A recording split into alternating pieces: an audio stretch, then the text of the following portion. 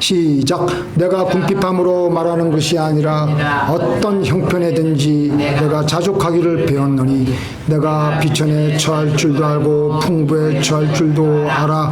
모든 일에 배부르며 배고픔과 풍부와 입에도 일체의 비결을 배웠노라. 내게 능력 주시는 자 안에서 내가 모든 것을 할 수 있느니라. 행복의 비결이라는 제목으로 오늘을 나누고자 합니다. 타임지에서 나온 기사인데요. 스노든 박사는 유명한 세계적인 치매 연구가입니다. 치매가 왜 생겼느냐. 그래서 이제 특별히 가톨릭 수녀들의 그 치매에 대해서 연구를 하기 시작했습니다.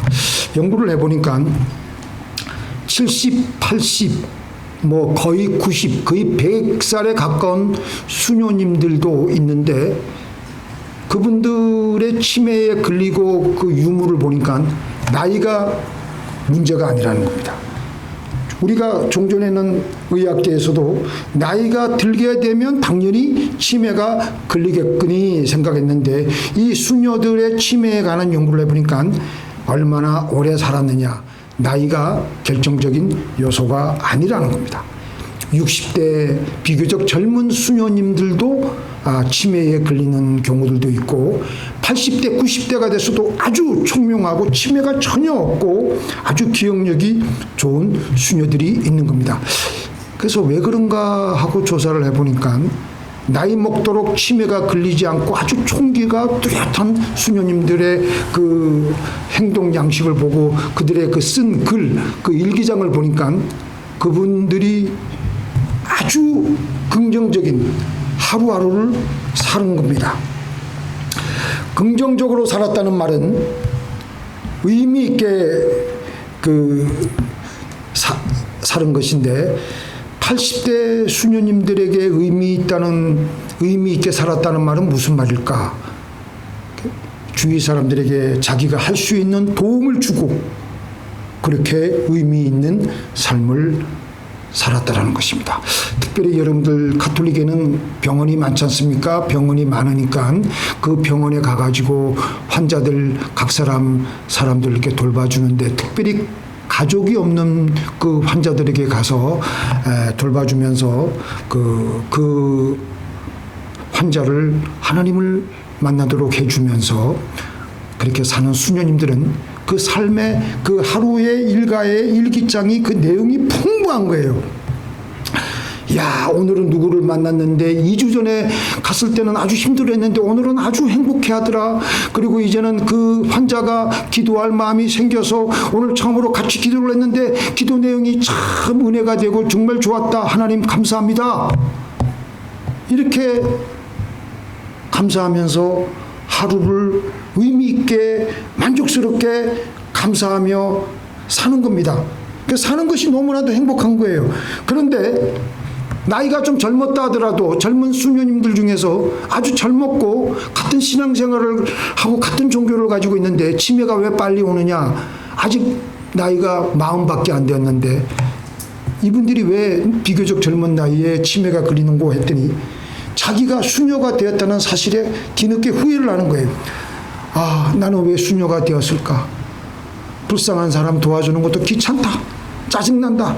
그리고 또 수녀원 생활에서 같이 여자들끼리 모여서 그 생활하는데 여자들이 다 모인 것이지만 또 수녀들이 모여가지고 같이 생활하지만 아무리 수녀들이라고 해도 서로 알력이 있고 서로 미워하고 수녀들이 있는 그 사회에서도 악령이 역사하고 있는 겁니다. 우리 목사들 그 모인 사이에서도요, 악령이 역사해요. 서로 시기하고 질투하고 미워하고 오해하는 거예요. 다 수녀들도 마찬가지예요.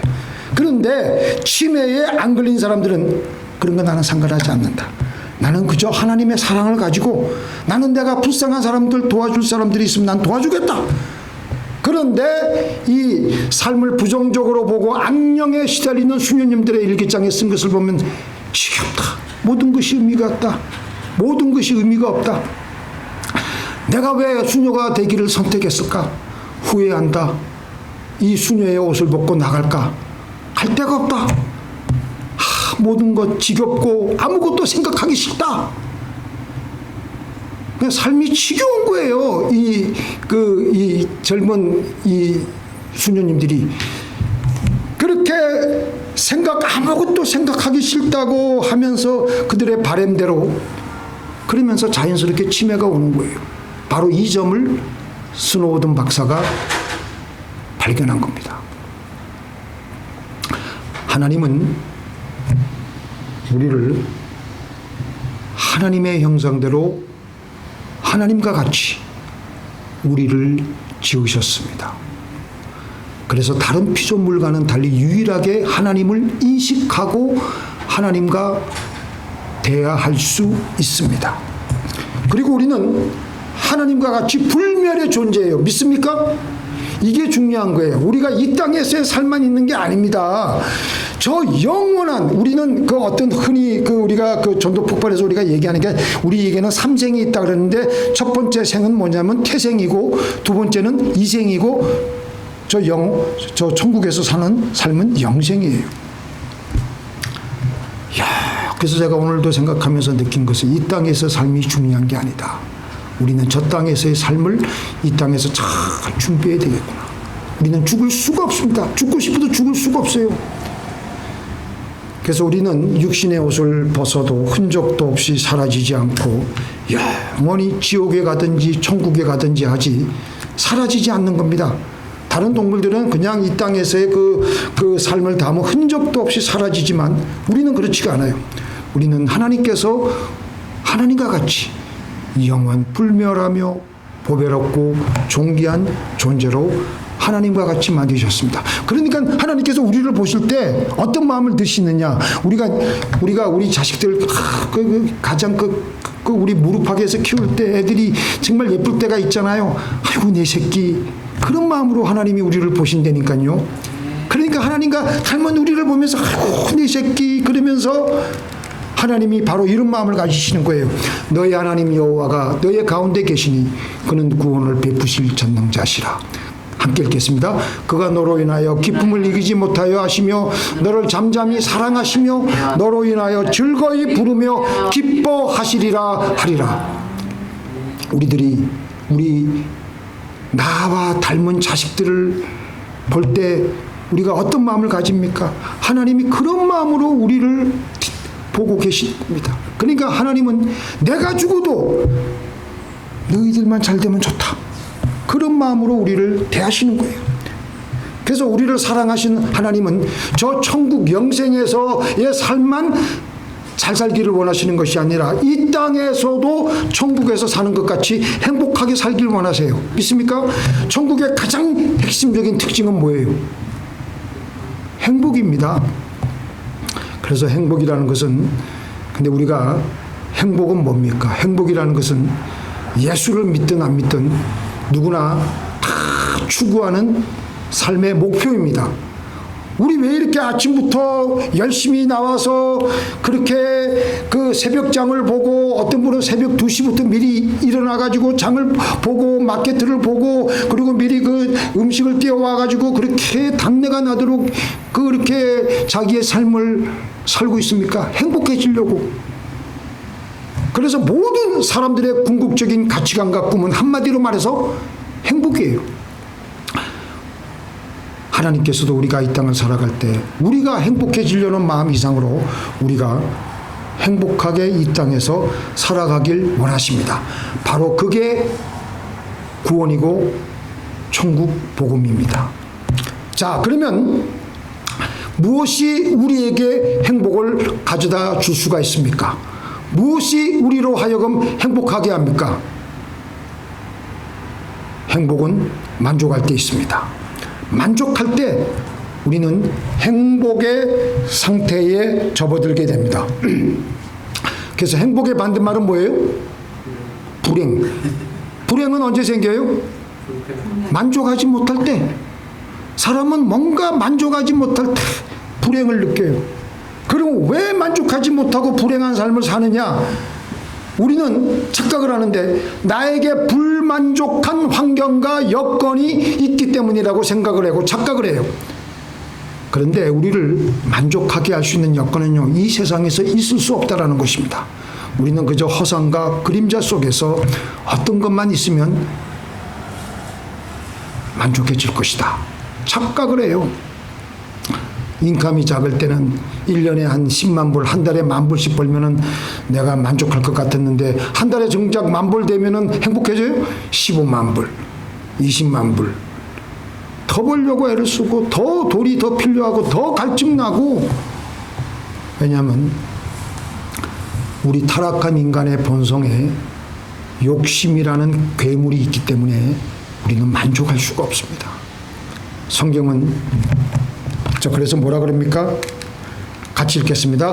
수올과 아바도는 만족함이 없고 사람의 눈도 만족함이 없느니라. 지옥과 멸망의 구덩이에는요, 만족이 없어요. 사람의 눈에도 만족이 없습니다.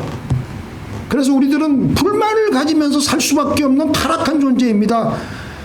불만이 우리에게 있는 것은 욕심이 있어서 그런 것인데, 욕심의 원인은 죄예요. 아담과 하와가 사탄의 유혹에 넘어가서 선악과를 따먹고 범죄했습니다.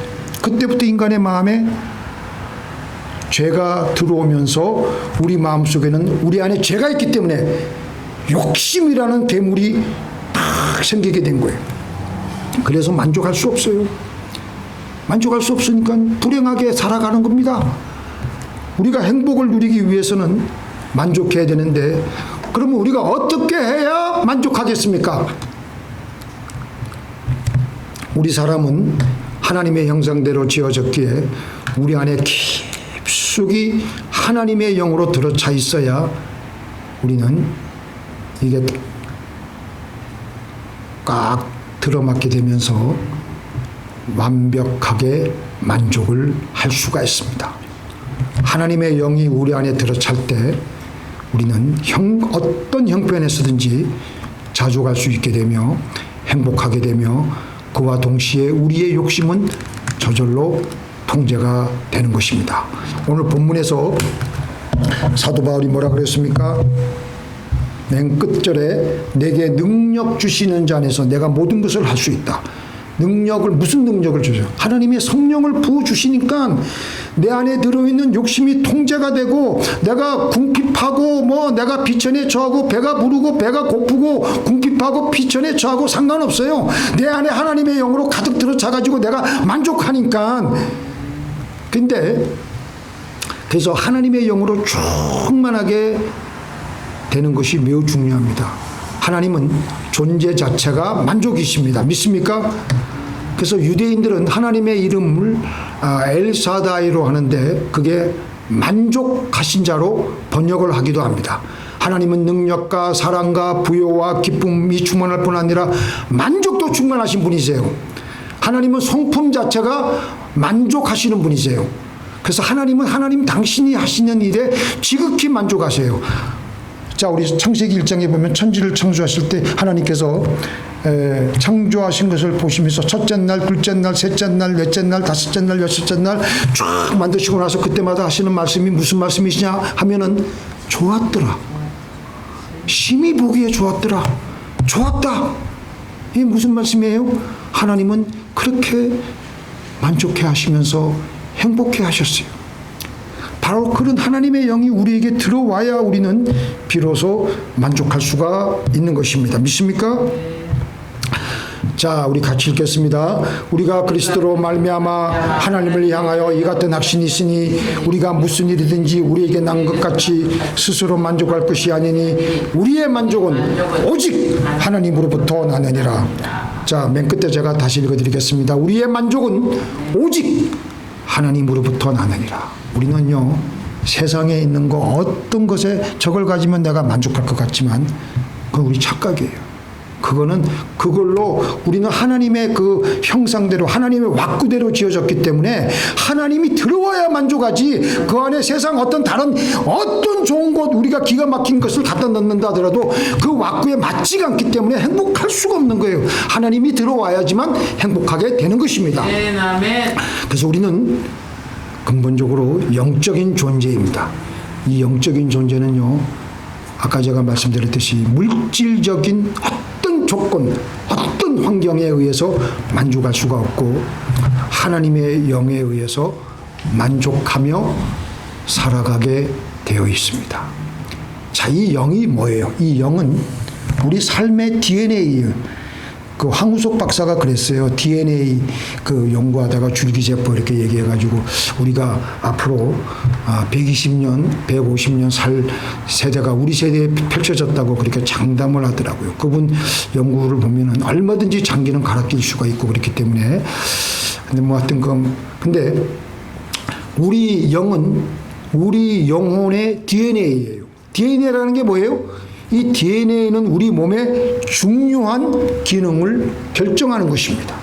DNA에서 그 박혀진 하나님의 설계대로 우리의 몸이 자라고 우리의 몸의 기능이 움직이듯이 하나님의 영이 우리의 마음속에 우리의 존재 안에 우리의 영혼에 들어오게 되면 우리는 어떤 상황에서도 만족하게 되고 행복해하고 기뻐하고 즐거워하고 감사하게 되는 겁니다. 어떤 환경에서도. 왜냐하면 우리 안에 하나님의 영의 DNA가 들어찼기 때문에. 근데 우리 안에 그게 아니고 세상령으로 들어차 있으면 세상에 어떤 것을 가지고 싶다라는 그런 세상의 우상 단지 같은 것들만 명예 어떤 권력 그냥 그런 돈 그런 거를 갈구하는 그런 영으로 차 있으면요, 그게 우리의 욕심을 활성화시켜서 만족하지 못하고 더 가지려고 하게 되고 남과 비교하게 하고 그래서 더 괴로워하고 더 자기 자신을 학대하고 그래서 우리는 우리 힘으로 이렇게 살아보지 않으려고 만족하려고 해도 안 돼. 왜냐하면 하나님의 영으로 안 들어차고 세상 영으로 가득 들어차 있는데 어떻게 그게 돼요? DNA가 다른 걸로 들어차 있는데. 말로는 주님 한 분만으로 행복하다고 고백하지만 실제로는 그럴 수가 없어요. 왜냐하면 하나님의 영으로 들어차 있지 않고 세상 영으로 들어차 있기 때문에. 하나님의 영은 우리가 어떤 상황에 처하든지 비천에 처하든지 풍부에 처하든지 궁핍에 처하든지 관계없이 행복하게 해요. 만족하게 하고. 오늘 우리가 찬송 불렀잖아요.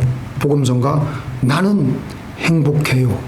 사랑이 샘솟으니 이 세상 무엇이든 채우고도 남아요. 그래서 시편 23편에 보니까 우리 다윗은 그 성령에 충만한 사람이었는데요. 그래서 그 시편 제가 그 정확하게 모르겠는데요. 다윗의 입속에는요 하나님의 말씀이 고여 있어요. 하나님의 말씀이 고여 있다는 것은 다윗 영혼 안에 하나님의 성령으로 가득 들어찼다는 거예요. 다윗이 아무리 어려운 절망적인 죽음의 그림자를 간다 하더라도 그는 늘 만족하고 감사해야 하고 행복했어요. 시편 23편 보세요. 1절 뭐라고 되어 있습니까? 여호와는 나의 목자시니 내가 부족함이 없으리로다. 뭐예요? 만족한다는 거예요. 그 당시 상황이 어떤 상황입니까? 다윗이 왕이 되었을 때 상황이 아니에요. 사울에게 쫓겼을 때 언제 죽을지 모르는 그 상황 속에서 배고프고 어려운 그 상황 속에서 다윗이 그렇게 성령이 충만하니까 하나님의 그 영의 DNA가 그리고 작용하게 하니까 나는 부족함이 없으리로다. 나는 그러니까 지금 행복하다라는 것입니다. 사도 바울도 뭐라 그랬어요? 수없이 환난을 겪으며 매를 맞으며 선교 여행을 하면서도 그는 뭐라 그랬습니까?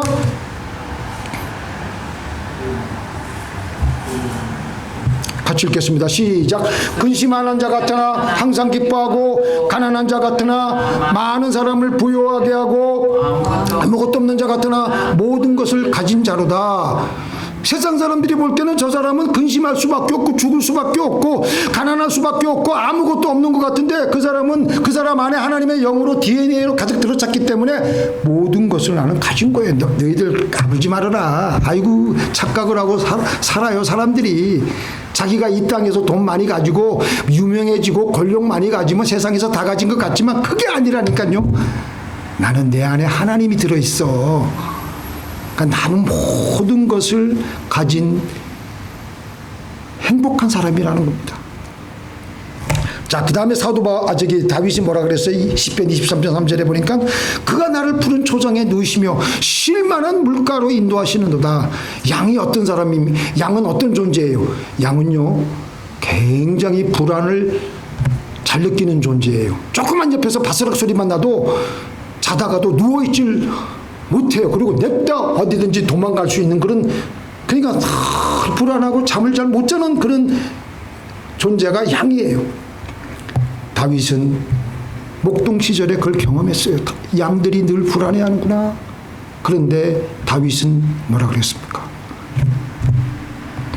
그가 나를 푸른 초장에 누이시며, 하나님이 나의 목자시니까 나는 조금도 불안하지 않고 나는 지금 편안하게 잠을 잘 수가 있다는 것입니다. 그 다음에 내 영혼을 소생시키시고 자기 이름을 위하여 의의 길로 인도하시는도다. 자기 이름을 위하여 하나님이 나에게 죽음의 사망의 음침한 골짜기로 지나게 할지라도 하나님이 나를 인도하시기 때문에 내가 가는 길은 완벽한 하나님의 그 의의 길로 걸어갈 수 있게 된다는 것입니다. 다윗은 그렇게 성령으로 충만해가지고 만족해했고 행복해했고요. 사는 것이 황홀해. 사도 바울이 다윗이 그랬어요. 지옥 같은 전쟁터를 누벼도 그는 이 가운데 하나님이 주시는 만족감으로, 행복감으로 살아갔던 것입니다. 사도 바울도 내가 어떤 형편에 처하든지 부한데도 비천한데도 나는 만족할 수가 있어. 감옥에 있어도 감옥 밖에 있어도 나는 늘 행복해. 왜냐하면 내 안에 하나님의 영의 DNA가 있으니까. 자, 또 성경에 또 그런 인물이 있죠. 하나님과 함께 했던 요셉이 그렇게 살았어요. 갑자기 아버지의 사랑을 독차지하다가 애굽의 종으로 팔려갔지요. 생각해 보세요.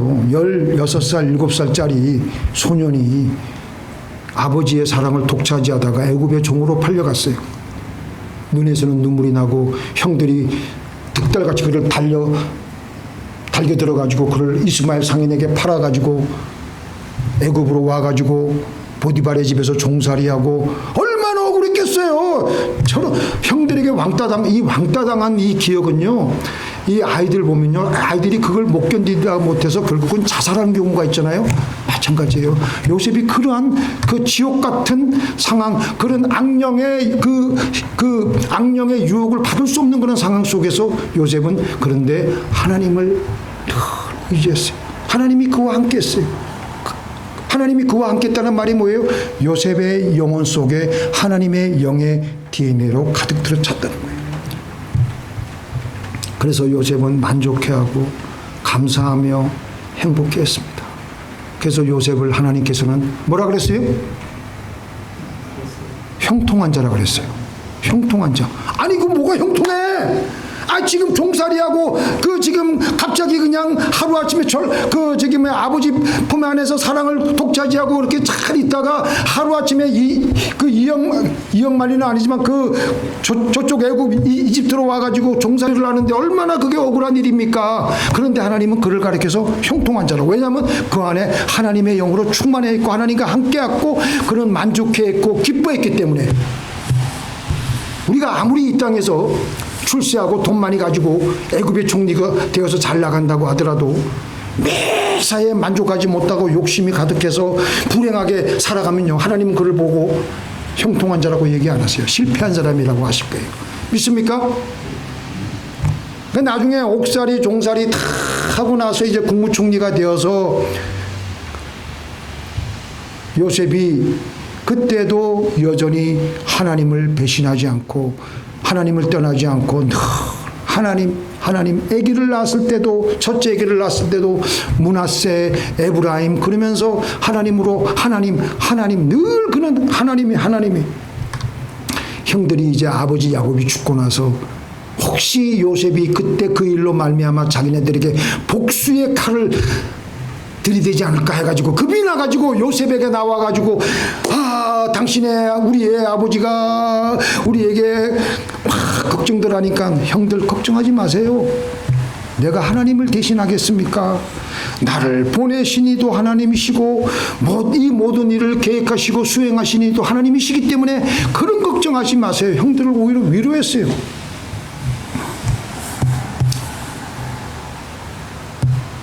요셉은 국무총리가 되었을 때도 그리고 출세했을 때도 늘 하나님의 영에 의해서 자기의 삶을 만족해하며 행복해하며 형들을 품어주며 형들을 용서하며 그렇게 이 땅에서도 천국 같은 삶을 살고 있었던 것입니다. 그래서 요셉은 언제나 잘 살았어요. 이 나그네 인생길 살아갈 때 여러분들 한번 곰곰이 생각해 보세요. 내가 만족스럽고 내가 행복해야 다른 사람을 사랑할 수 있어요. 내가 불만족하고 내가 불행하고 내 마음이 그냥 찌질찌질한데 남을 어떻게 사랑을 해요? 내 마음이 천국 같고 내 마음이 보름달 같이 맑고 밝고 환해야지 다른 사람을 사랑할 수 있는 여백이 생기지. 내 마음이 찌질이 궁상해가지고 불만족 가지고 불행하고 늘 괴로운데 남을 사랑하기 뭘 사랑을 해? 할 수도 없어요. 하나님을 또한 어떻게 사랑해요? 하나님이 우리 안에 충만히 있으며 성령으로 충만해 있으면 내가 모든 상황에 만족할 수 있게 되고 행복해 할 수가 있게 되고 우리는 나에게 주어지는 환경, 가시밭 같은 환경, 그 환경일지라도 시온의 대로로 변화시키며 내 영혼은 더욱더 진전된 행복을 누리며 살아가게 되는 겁니다. 사도 바울은 능력 주시는 자 안에 있으므로 성령이 충만해졌습니다.